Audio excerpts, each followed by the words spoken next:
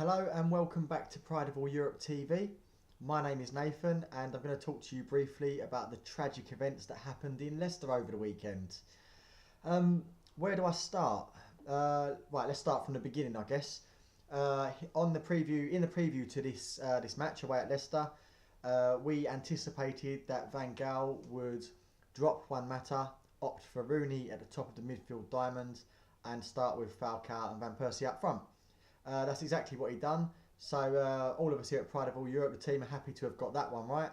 But let's look at what happened on the pitch, and nobody's happy with what happened there. It all started so well, being 2-0 up and playing really well, creating chances.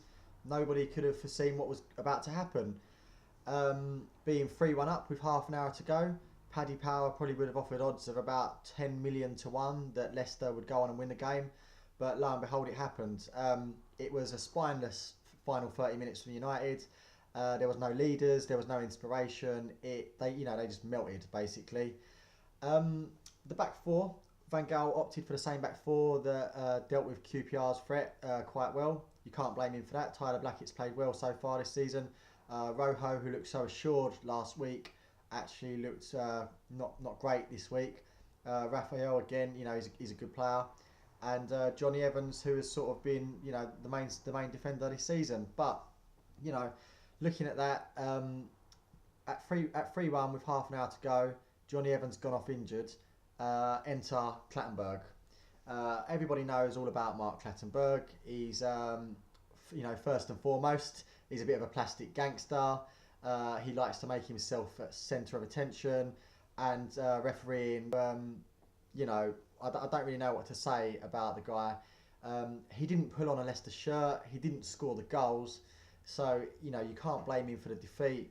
But what Clattenburg did do was give Leicester, award Leicester a penalty when he really shouldn't have. And it was the catalyst for their comeback. Mark Clattenburg, with his poor decisions, galvanised Leicester. And they went on to win the game. Now, I'm not one to make sort of excuses for a poor performance. But I am one to point out when a referee does make an error, and he made two glaring errors yesterday, and they both led to penalties. So, fair play to Leicester for the fight back. They smelt blood. They took us to the cleaners in the second half, but it was all galvanised by Clattenburg's, errors in judgment and poor decisions. So hopefully the FA will look into that. They probably won't, but, that's neither here nor there. Looking at the good points from yesterday, I suppose you'd have to look at our attacking, how good we are, how good we look going forward, our attacking prowess. Di Maria was absolutely outstanding again. Van Persie got on the score sheet, although didn't do much else throughout the game. Falcao, his movement was great. He hit the crossbar. It would have been a peach of a goal. Herrera, an engine, scored his second goal in 2 games. So things are looking good in that area. It's just defensively, what's going wrong? No one can put their finger on it. There's some good players in that back four. Is it leadership? Is it confidence? Is it the protection in front of them? We've been crying out for a midfielder for years. We've got Daley Blind in now, and for the first 60 minutes yesterday, he looked excellent. So 30 minutes, did everybody just sort of, they'd lose their balls if you like? What went wrong? It's hard to put your finger on it. Would bringing in Mats Hummels for £30 million in January, would that change anything? Who knows? You can go out and sign all these world-class players, but you have to earmark the actual problem before you can fix it. And with our defence, I don't know what it is because, Raphael is a good player. Rojo got to the World Cup final of Argentina. Chris Smalling is an established and recognised Premier League and international defender. Johnny Evans, international defender. There's a fundamental problem, and I think it's to do with leadership, which takes me nicely onto the captaincy and Wayne Rooney. He's got many fans. Many United fans absolutely adore Rooney and think he was the right choice. My own opinion is that he wasn't. I think there was 3 or 4 players that should have done, could have had the captaincy ahead of him. I think partly I'm not a big fan of Rooney. I think he's thrown his toys out of his pram a few times, and I think that's probably why he got the captaincy, to stop him, complaining and wanting to leave and asking for a pay rise. He's been a bit of a git over the years. And watching him bollock those players yesterday when Leicester equalised, I felt he was trying to be Roy Keane, and it was just a bit of a cringe. He hasn't got the aura of Roy Keane. He hasn't got the presence of Roy Keane. He doesn't strike fear into men like Roy Keane does.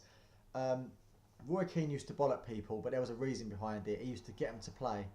If you look at the complete opposite type of captain we had once, Eric Cantona, I don't think he ever gave out a bollocking, but he inspired players to play better. He was a leader. Rooney is neither of those things, so I don't really know what he does. He doesn't lead by example. You know, he tried to rally the troops, and it didn't work. So, you know, all this that is, you know, this story that came out in the press that the captain is almost undroppable. That's not going to be a positive influence on anybody trying to break into the side. It probably won't help Rooney's cause either, because now he thinks he's undroppable. So when he turns in a poor performance, you know, he knows his position is still not under threat.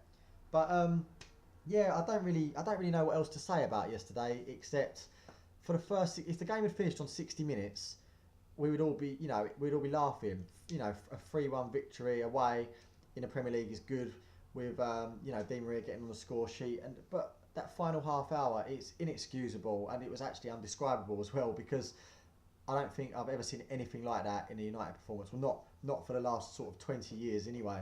But yeah, if you you may agree, you may disagree, but whatever your views, by all means hit me up on Twitter. It's at Nathon W, so that's NATHONW. Thanks for watching, and we'll speak to you next week. Cheers.